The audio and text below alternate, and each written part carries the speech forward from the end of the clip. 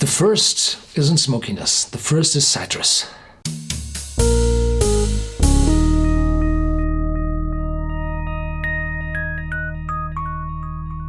Welcome to Whisky.com, where fine spirits meet. My name is Lüning, Horst Lüning. I'm the master taster of Whisky.com, and today we have a novelty here on my cask.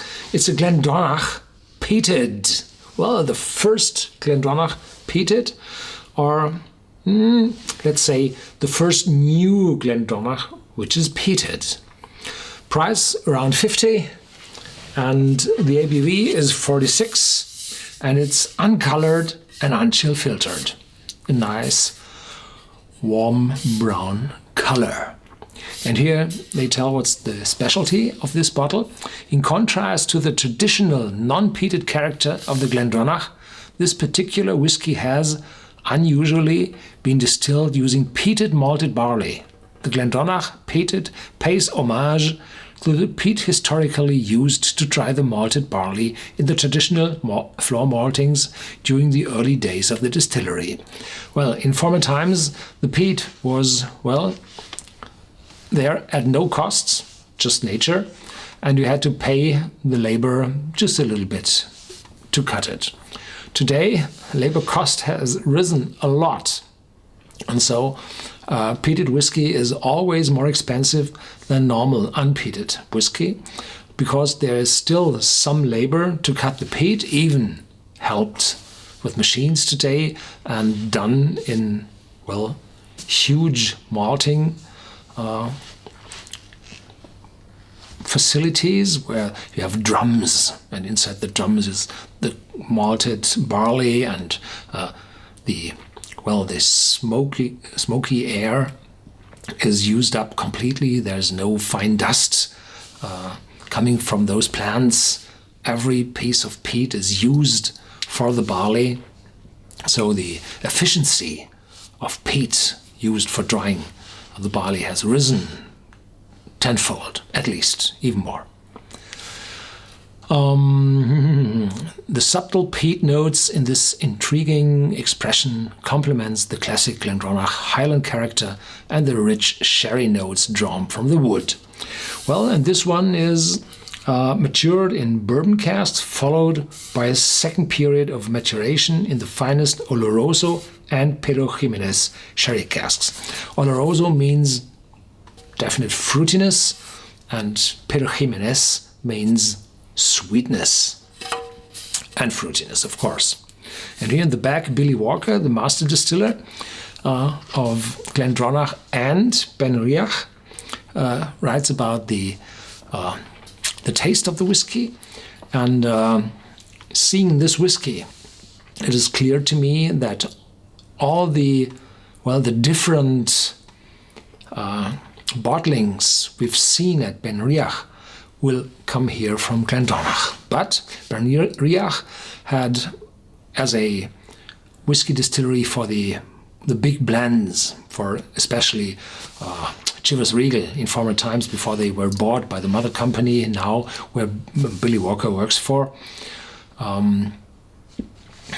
they had to have peated and unpeated whiskey. So the Authenticus whiskies are peated and the others are unpeated. And here at Glendronach, we've seen, all those intensely mature cherry casks whiskey, like the 15-year-old Revival or the 18-year-old Allardyce and the 21-years-old Parliament. Wonderful whiskies. And there had been a lot of smaller bottlings with different wine casks they used for maturation, Madeira casks and port casks and tawny port casks and whatever. A wonderful portfolio. And now they started with peated whiskey again, but unfortunately they show no age statement on the whiskey. And the last one I tried here had been the Heelan, I think, 8 years old. So this one would not be 8 years old, because otherwise I think they would have written the 8 on the label. So it has to be younger than 8 years. That's no problem for a peated whiskey, because the peat lies on top of the youngness of a whiskey. The the immaturity, the intensity, which grows older and more mature over the years. And peatiness, smokiness harmonizes very well with a young whiskey. And he says, appearance, vivid harvest gold. So it's the color of the barley moving in the autumn winds immediately in front of harvesting. He knows a delightful aroma of ripe gooseberries dusted with cinnamon sugar combines with a contrasting crisp citrus twist. The delicate peat influence gives a smoldering charred wood character. Smoldering, yeah. Filled with freshly ground barley and hints of vanilla toffee. Oh, hints of vanilla toffee means, the bourbon cask the whiskey matured in, the time wasn't that long that a lot of vanilla and a lot of toffee came over. Just a hint of it. Palate, vibrant oak spices and floral heather honey developed to rose hips, and barley sugars, all warmed by a touch of white pepper. Supple peat notes complement the palate by giving a delicate depth and dryness of glowing campfire ambers. Glowing campfire. So in this case, not too smoky, but the rest of a glowing campfire. Finish. A unique marriage of crisp fruit and barley-laden highland characteristic surrounded by gentle peat smoke, intriguingly reminiscent of heather burning in the distant glens. There's a story about these Allardyce character, the founder of the distillery. I noticed that during my introduction to the Glendronach distillery. Yeah, little smokiness already at the cork.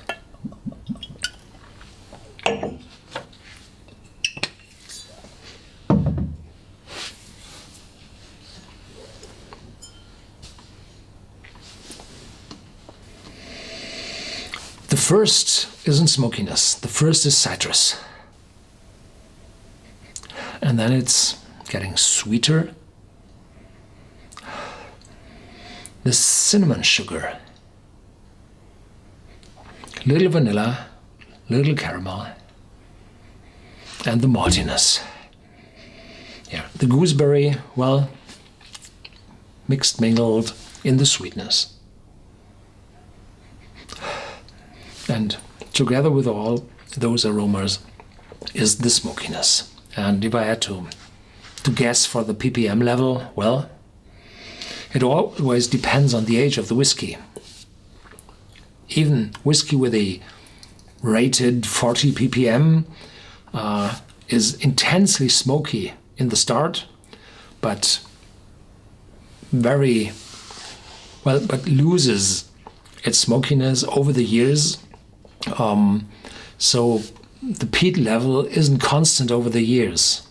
It's the specified peat level in the barley you use for mashing. This is the exact time when the peat level is specified. So in here I would say 20 ppm. Yeah.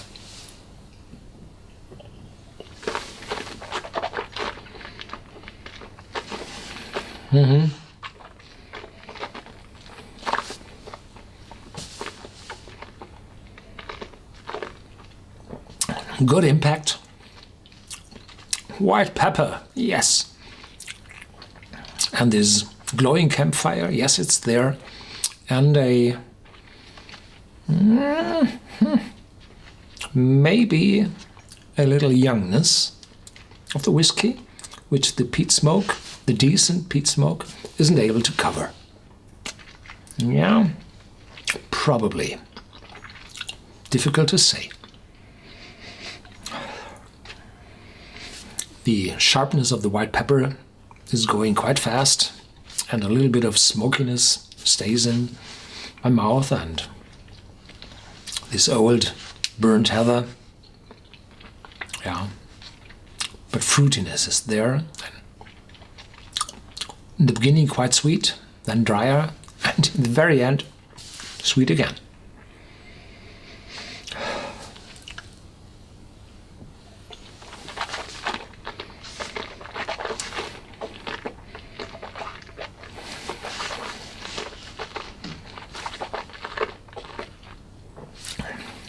Yeah. So we have the distillery character with the citrus notes. Highland. There is the influence of the Oloroso and the Peat sherry, which brings fruitiness and a little sweetness. Then there is the smokiness and a little bit from the oak, probably beginning faint, distant spiciness. So we have multiple dimensions, but every single taste of this whiskey is quite straightforward. So we do not have this old, complex, multifaceted taste of whiskey. No, it's quite young, it's quite straight, and I would say it's between 5 and 7 years. Yeah. And this is manageable because we have this peat level in the whiskey, which covers a lot of the youngness. And well, youngness always goes good with peatiness, because if you have peat, you would like to have a stronger whiskey, more intense. So this one is very well done. Alas, it has no age statement on the label.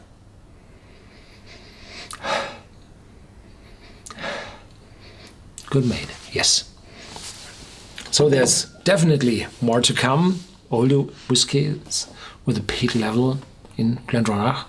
And I'm happy that they do not jump on the wagon of this extremely intense peatiness other distilleries provide. No, they have just another dimension of character inside the whiskey, which gives a little bit more complexity and, well,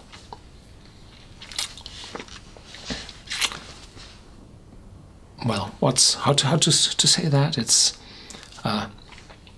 demanding. You're demanding for more.